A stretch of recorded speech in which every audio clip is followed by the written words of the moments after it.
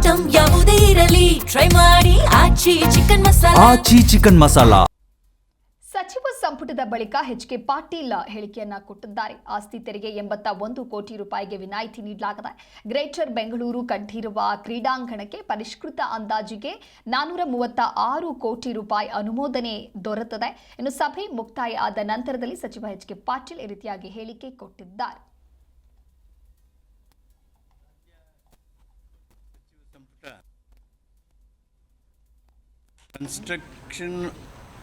Construction of additional 2-lane ROB at Bayapnalli railway level crossing on EPC mode, lump sum turnkey with allowable price escalation basis, ಕಾಮಗಾರಿಯ ಪರಿಷ್ಕೃತ ಅಂದಾಜನ್ನು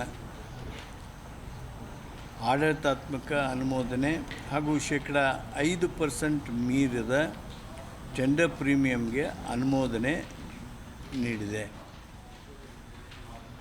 ಒಟ್ಟು ಪರಿಷ್ಕೃತ ಸಮಗ್ರ ಅಂದಾಜು ಈ ಕಾಮಗಾರಿಗೆ 4 ನೀಡಿದ್ದೇವೆ.